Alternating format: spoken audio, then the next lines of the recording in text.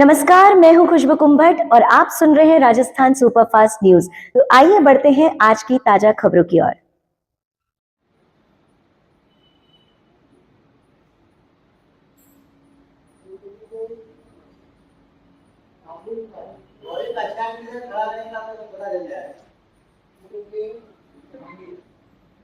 जैन शासन के अंदर कोई भी तपस्या करने का नहीं बोला।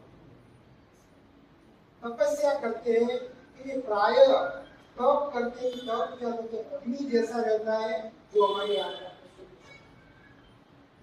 का जो समय है, इस समय में आपका पाचन तंत्र कमजोर होता है, कमजोर बन जाता है। और इसलिए यहाँ पे आमलीन का विधान है कि जिसके कारण यहाँ पे क्या बोलते अगर वो करके आमलीन का तो वो हमारे शरीर के ऊपर आमलीन का है। आप मीठा ना वो है तो वो ज्यादा खाओगे ना आमलीन का ज्यादा खाओगे। वो खाया अब पाचन करने में उसमें ज्यादा शक्ति लगती है कि इसमें ज्यादा शक्ति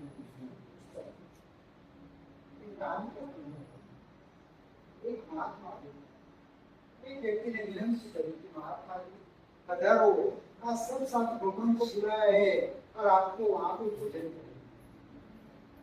जवाब बनाया था। लेकिन महात्मा जी भी लेट आए, सब राह देख रहे कि वो आए और खाना खाए और वो आए। जो श्रावक था उसने क्या बोलते हलवा परोस रहा है और महात्मा जी थाली के पास आए। महात्मा ने कहा देखो खाओ नहीं। उसने बोला मेरे से क्या गलती हुई, आप नहीं ले रहे हो? तो कहे नहीं, यह हमारी कोई गलती नहीं हुई, मेरी ये उनकी तो रोने लग गया कि ऐसी क्या गलती हो गई? कुछ नहीं, हलवा डाला था, पहले हलवा डाल दिया था, हलवा वापस डाल दिया। अब थाली के अंदर देखे तो कैसा अगर कांच के ऊपर अगर हलवा लगाया है तो आपका चेहरा दिखेगा। कांच के ऊपर अगर हलवा लगा दिया ये वाला हो गया फिर आप चेहरा देखोगे तो दिखेगा नहीं। फिर लुकी रोटी ली और घिस दी, फिर क्या हुआ?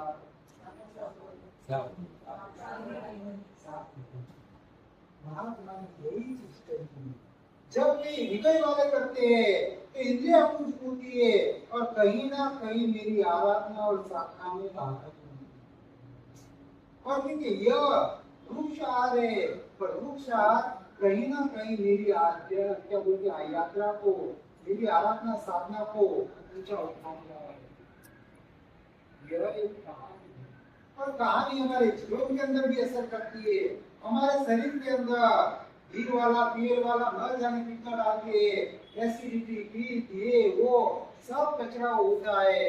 पर जब आप गुटखा और आमलीन का वापरते हो, ज्यादा भी वापर लिया, पानी की प्यास लगती है, आपके शरीर के बीमारी और रोगों के ऊपर भी वह असर होता है। शायद ऐसा हो सकता है एक दो दिन बीत बढ़ जाए, गैस की तकलीफ हो जाए, पर शरीर के अंदर जो कचरा पड़ा हुआ है ये साफ करने में तो समय लगता है पर वह आपकी साधना को बढ़ाएगा। और शासन के अंदर बताए कोई भी तप करते हैं तो नौकर रुपये की माला और आपको कौन एक माला 20 माला 12 प्रदक्षिणा 12 खमासना 12 लोगों का काउसर क्योंकि यह 3 टाइम देववंदन 2 टाइम कि जितना ज्यादा से ज्यादा क्योंकि तब वह शरीर की शुद्धि करता है, आराधना साधना के मन की शुद्धि करता है। क्योंकि इस तरह से हमारी कोई भी आराधना साधना है कि जो हमारी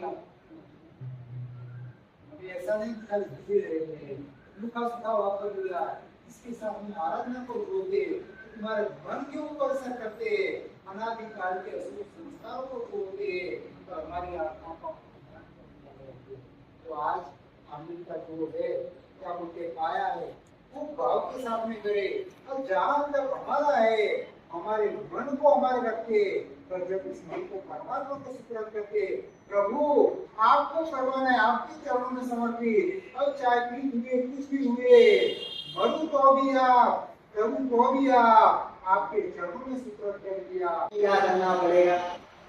परसों का विषय चला ना हमारा, इन 5 चीजों को छोड़ने की बात चल रही, याद है कि भूल गए? भ्रम को छोड़ दो।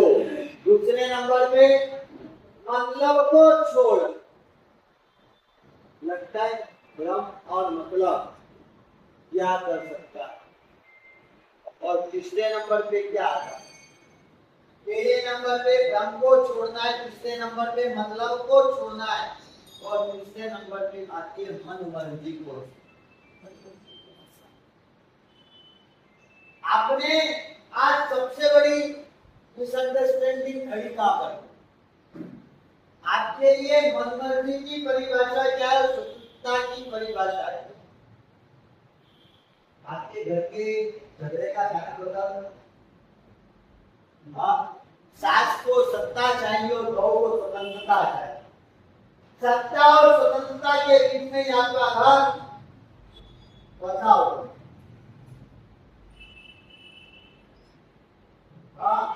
सास को सत्ता चाहिए और बहू को स्वतंत्रता चाहिए।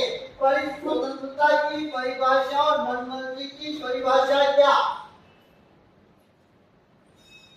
स्वतंत्रता वही है जिसमें तुम सही रास्ता चुनो। स्वतंत्रता वही है जिसमें आप सही रास्ता चुनो, और मनमर्जी वह है जिसमें आप रास्ते के नियम ही छोड़ो। मनमर्जी क्या है? स्वतंत्रता वो है कि आपको सही रास्ता चुने दिया जाए, पर रास्ता चुनने के बाद उस रास्ते के जिस रास्ते को आपने चुना है, जिस रास्ते पे आपको चलना है, वो रास्ते के नियम ही आप छोड़ दो। वो क्या है? मनमर्जी।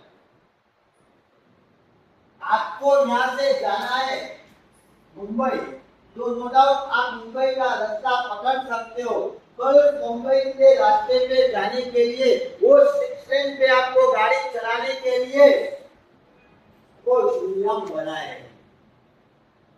आपकी गाड़ी के स्पीड मैक्सिमम 120 से ऊपर नहीं जाना चाहिए, और आप उस 120 के स्पीड को क्रॉस करते हो तो आपने क्या करा? रास्ता तो सही चुना, वो स्वतंत्रता। रास्ता चुनने के लिए आपको स्वतंत्रता है, पर जिस रास्ता को चुना है उस रास्ते के नियम को फॉलो करना पड़ेगा। उस रास्ते की कैपेसिटी 120 की स्पीड को मैनेज करने के लिए आप 160 और 170 पर चलाओगे, और फिर बोलोगे कि एक्सीडेंट हो गया तो क्या होगा?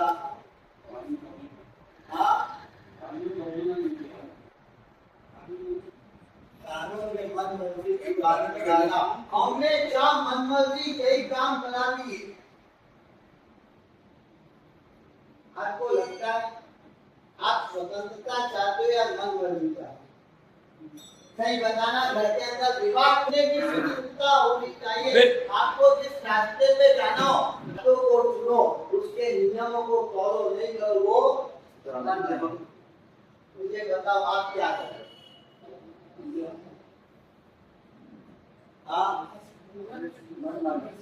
अब मनमर्जी को लेकर के बैठे, और ये मनमर्जी का एंड कहां पर है? हमें शुरुआत में तो लगता है कि ये मनमर्जी मुझे शिखर पर ले जा रही है, पर जब अंत आता है तब ये सब कुछ विनाश कर करके